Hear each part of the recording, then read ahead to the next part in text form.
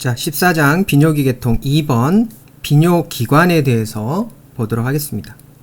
자, 첫 번째 콩팥에 대해서 보도록 하겠습니다. 자, 콩팥은 외부 구조가 강낭콩 모양처럼 생겨서 콩 했고요. 그리고 팥은 이렇게 팥처럼 혈관이 많이 분포되어 있어서 암적색으로 보여서 팥이라고 부른다겠죠. 오른쪽 콩팥은 왼쪽 콩팥보다 약간 낮게 위치해 있습니다. 왜냐하면 오른쪽에는 간이 이렇게 있죠. 간이 있기 때문에 오른쪽에 있는 콩팥은 왼쪽에 있는 콩팥보다 낮게 위치해 있다라고 생각하시면 되겠습니다. 자, 간이 위치해 있기 때문에 간에 이렇게 눌려서 아래쪽에 위치해 있고요. 콩팥 위쪽의 끝에는 이제 부신이라는 이러한 내분비 샘이 위치해 있죠. 자, 부신은 비뇨기관은 아닙니다. 내분비기관입니다. 부신이 위치해 있고, 그 다음에 콩팥 문이 있습니다.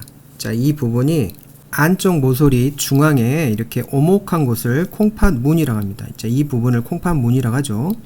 이 콩팥 문에는 혈관이 지나갑니다. 그래서 심장에서 이렇게 나가는 동맥도 지나가고요.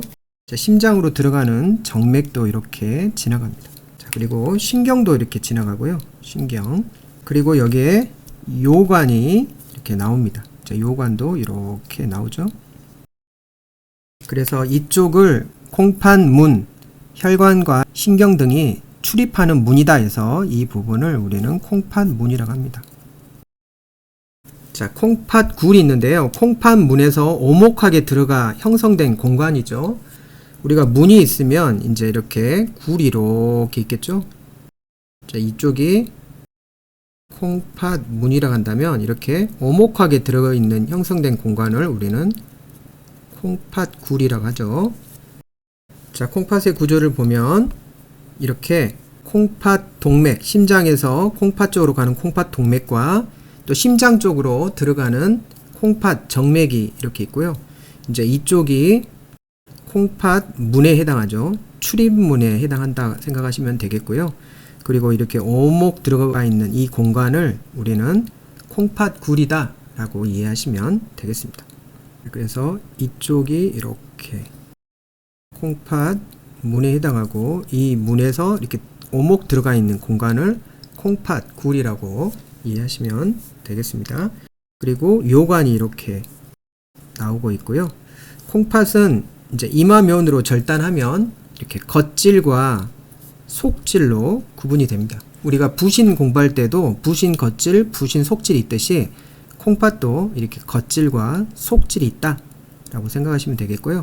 콩팥 잔이라는 것은 이렇게 위에는 넓고 아래는 이렇게 좁아지는 것을 우리는 잔이라고 하죠. 그래서 이 부분이 콩팥 잔이라고 부르게 됩니다. 형성이 돼서 콩팥 잔이라고 하는데요. 이 콩팥 잔이 작은 콩팥 잔이 있고요. 자, 이 작은 콩팥 잔이 모여서 큰 콩팥 잔이 이렇게 형성이 됩니다. 자, 그래서 이런 큰 콩팥 잔들이 모여서 깔때기가 되는데 이게 콩팥 깔때기라 합니다. 자, 깔때기도 마찬가지로 위에는 이게 넓고 자, 아래는 이렇게 좁아지는 부분을 깔때기라고 하죠. 자, 이거를 깔때기라고 합니다. 그래서 이러한 큰 콩팥 잔들이 모여가지고 콩팥 깔때기가 된다 라고 생각하시면 되겠습니다. 자, 그러면 이제 내부 구조를 한번 보도록 하겠습니다. 이마면으로 절개하면 이제 콩팥 겉질과 콩팥 속질로 구분하고 그리고 콩팥 깔때기로 구분한다겠죠. 크게 콩팥 겉질, 콩팥 속질, 콩팥 깔때기로 이렇게 구분한다 라고 이해하시면 되겠습니다. 그래서 콩팥 겉질과 속질, 깔때기 자, 이렇게 세 개로 구분을 하고요. 이제 콩팥 겉질에 들어있는 구조를 한번 보도록 하겠습니다. 이제 콩팥 겉질에는 콩팥 소체, 콩팥의 작은 몸체라고 해서 콩팥 소체가 있는데요. 이제 여기에는 토리와 토리 주머니, 토리 쪽 곱슬세관과 먼 쪽 곱슬세관으로 구성되어 있습니다. 자, 이 부분은 오른쪽 그림을 한번 보도록 하겠습니다. 자, 크게 토리 주머니가 있고요. 이 토리라는 것은 실 뭉치를 토리라고 부릅니다. 예전에는 이렇게 실을 이렇게 뭉치로 이렇게 했습니다. 그래서 실을 이렇게 뭉치면 실 뭉치가 이렇게 동그랗게 형성이 되는데 이 부분을 우리는 토리라고 합니다.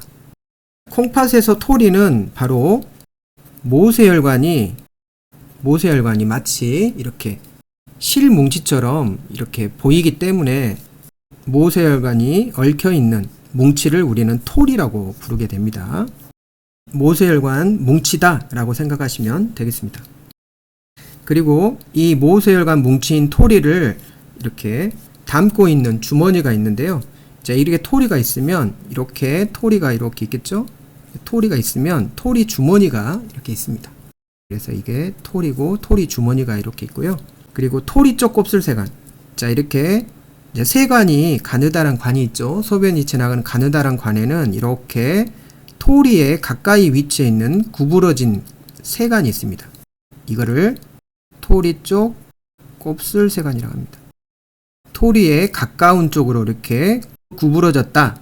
우리가 곱슬머리 이렇게 생각하면 되겠죠? 이렇게 구부러졌다 해서 토리 쪽 곱슬세관이라고 하고요. 그 다음에 토리 쪽보다 이렇게 멀리 떨어져 있는 이 부분을 먼 쪽 곱슬세관이라고 합니다. 자, 이 부분은 콩팥 겉질에서 보인다는 거죠. 자, 그림을 한번 그려보도록 할게요. 콩팥이 이렇게 크게 한번 이렇게 그려보면요. 자, 이렇게 콩팥으로 들어가는 혈관이 콩팥 동맥이었죠. 콩팥 동맥이 있고, 콩팥에서 이제 나오는 혈관이 콩팥 정맥이죠. 자, 동맥이라는 것은 심장에서 콩팥 쪽으로 나가는 혈관이 콩팥 동맥이고, 이제 콩팥 정맥은 심장 쪽으로 이렇게 들어가는 이런 혈관이 콩팥 정맥이었죠. 들어가는 혈관이 콩팥 정맥입니다. 자, 그러면 동맥과 정맥 사이에 당연히 모세혈관이 있겠죠. 자, 모세혈관이 있는데요. 이 모세혈관이 뭉쳐져 있는 것을 우리는 토리라고 불렀죠. 자, 그래서 이렇게 자, 이쪽을 우리는 겉질이라고 부르고요. 자, 이 안쪽을 속질이라고 부릅니다. 그래서 겉질에는 토리와 토리 주머니가 있다라고 했기 때문에 우리가 이렇게 자, 이렇게 그릴 수 있겠죠? 동맥에서 이제 이렇게 가느다란 모세혈관들이 뭉치가 이렇게 있겠죠? 토리라고 하고요. 자, 이 주머니를 우리는 토리 주머니라고 합니다. 토리를 싸고 있는 주머니가 겉질에 있겠죠? 이렇게 겉질에 위치해 있습니다. 자, 그리고 토리 쪽 곱슬세관. 자, 이쪽이 곱슬세관인데 토리 쪽 곱슬세관도 겉질에 분포되어 있고요. 그 다음에 먼 쪽 곱슬세관이죠. 먼 쪽 곱슬세관도 이렇게 겉질에 분포되어 있다 라고 이해하시면 되겠습니다. 자, 그리고 콩팥 속질 한번 보도록 하겠습니다. 자, 콩팥 속질에는 콩팥 세관 고리가 있습니다. 자, 이 부분을 U자형으로 이렇게 생긴 고리라고 해서 세관 고리라고 하는데 콩팥에 있으니까 콩팥 세관 고리라고 부릅니다. 이렇게 머리 핀처럼 생긴 것을 고리라고 하죠. 무언가 걸거나 이렇게 연결하기 위해서 고리를 이렇게 형성하듯이 자, 이 부분을 콩팥 세관 고리라 하는데요. 이 콩팥 세관 고리는 콩팥 속질에 있다라고 생각하시면 되겠습니다. 자, 이 부분이죠. 콩팥 세관 고리는 콩팥 속질에 분포되어 있다라고 이해하시면 되겠습니다. 자, 이 부분이 콩팥 속질에 있죠. 속질에 분포되어 있다. 자, 그리고 집합세관이라는 것은 이제 이렇게 먼 쪽 곱슬세관이 모여가지고 집합해서 집합세관을 이루는데요. 자, 콩팥에서는 이렇게 많은 토리 주머니와 토리들이 분포되어 있겠죠. 그래서 이러한 먼 쪽에 있는 곱슬세관이 모여가지고 이제 이렇게 집합을 해서 집합세관이라고 부르게 됩니다. 집합세관도 콩팥 속질에 있겠죠.